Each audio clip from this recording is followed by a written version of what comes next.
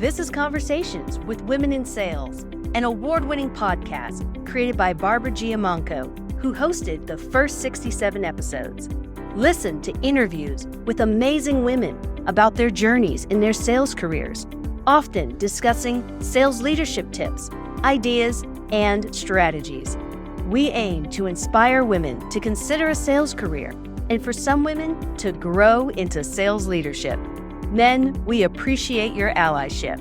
And now, your host, Lori Richardson. I'm so excited today that I'm here with Jen Mueller.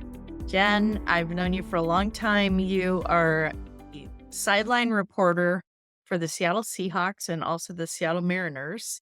And I just want to welcome you here today. Thank you so much. You're also a communication expert, which is how I have worked with you in person at live events, as well as also we have had you on the She Sells Summit before. And there's still archive recordings that are really great with Jen. So welcome. Thank you for being here.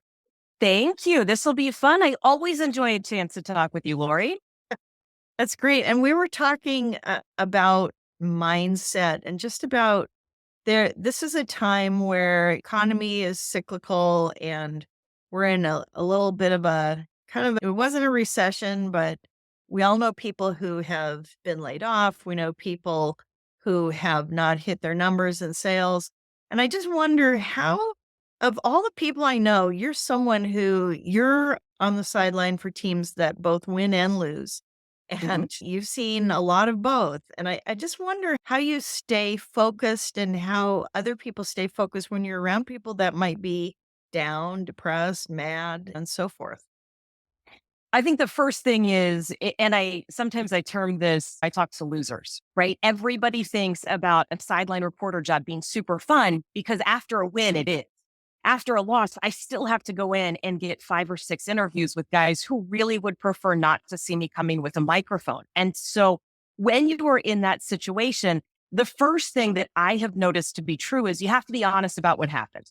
Okay. So you have to be honest about not hitting your numbers. In a football game, that could be the final score. It could be not making the tackle. It could be your completion percentage. In sales, it could just be not hitting your numbers for the quarter. But once you are very honest and direct in your assessment of what happened, now you can start to flip the script and now you can decide where you want to compete. I think that is the thing that separates the best athletes in the world from like the elite athletes in the world, if that makes sense. Because all the guys I work with are extremely talented and are in such a small percentage of people who can do what they do. But it is the mindset piece. And the question always is, where can I compete against myself? And it might be, for one of my players, an extra rep in the gym. It might be the extra 5 minutes of film study. But for me personally, it also might be the extra rep in the gym. It might be making the one extra call. It might be sending one more email. It doesn't have to be the big thing. I think we overlook the importance of that small thing because that's what athletes do to get back on track. They focus on the one small thing that they're going to do to win in that moment, and you just keep stacking up. Yeah, and the really interesting parallel to athletes and professional salespeople is that when you have the next game, you can't bring what happened in the last game with you, right? You have to start fresh, shake it off, and be ready for a new experience. Do you find that there are any tricks to that? I think for them, and for all the years that I covered Pete Carroll, who is now in a different phase of his life, it's the same rule that you hear for any of us. You get 24 hours. You get 24 hours to either wallow, be sad, to celebrate, whatever it is, and then you better be back to work. Because here's the other thing. Not only can you not carry that into the game, you can't reschedule the game. So they know you can't push that meeting off, right? You can't just say, I'd be better suited to do this next month. Yeah, sure, maybe you would be, but that's not an option. So when there is such a hard and fast deadline at the end of every week, it does cause them to focus in a little bit better. The other part of that is no team goes into the week looking at what's not going to go in their favor. Right. So you could have a matchup of the best team in the league and the worst team in the league, and the worst team in the league still goes in believing They have the chance to win and they look at their strengths. Sometimes when things aren't going our way, we look at all the things that aren't going our way. We look up where we don't match up well against this or where we failed at that or where I'm lacking the skill set. You can't do that as an athlete. You have to flip that around. Otherwise, there's no point in taking the field. And yet we all know that phrase, any given Sunday. And that's why they play the game. But you can't show up as the best version of yourself if you're worried about all the things you can't do. Yeah. Yeah, I hear you. And I have seen that so many times in both sports and in sales. And I just wonder, just final comments for someone who maybe is just down in the dumps a little bit and just working to get back in the swing of things. Maybe they've been in a little bit of a slump. But how do you pick yourself up, or how do you see others do in the sports world?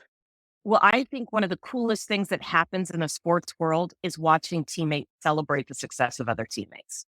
And I think one of the coolest things in the sports world is to walk into a locker room and watch a guy literally put his arm around another guy and say, look, it's okay. We got you. So the first thing I would say is, how about if you let your friends and the team of people around you have a say in helping you because they want to help you? So lean on your teammates. It doesn't necessarily feel good to ask for help, but I promise you, it is one of the coolest things that everybody will experience when they get to contribute, and you are going to feel good as well. I also just find the little things to celebrate. And I'm telling you, Lori, some days the little thing to celebrate, it really is responding to the email that took me 30 seconds and one sentence, but for whatever reason, I had psyched myself out of it because I was afraid of the response or I didn't want to deal with it.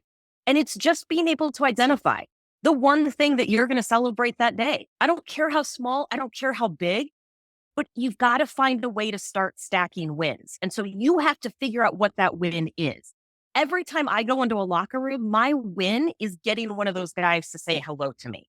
And when they say hello, Jen, that's 2 wins. Because when I walk in there, I need the confidence boost, whether I feel like being in there or not, whether I'm down in the dumps or they're winning or they're losing. So look for the smallest increment of winning that you can stack on top of each other, because that's where the confidence comes in. That's where the action comes in. And then that's where you can start to snowball it the right direction. It's fantastic. I can't add anything to that. That's why you're so great at what you do, Jen. Jen Mueller, Talk Sporty to Me. Where can people find you? You're on LinkedIn. I'm on LinkedIn. I've got the website. I have the cooking show on YouTube, but you can find me all over the place. That's great. Jen Mueller, communications specialist.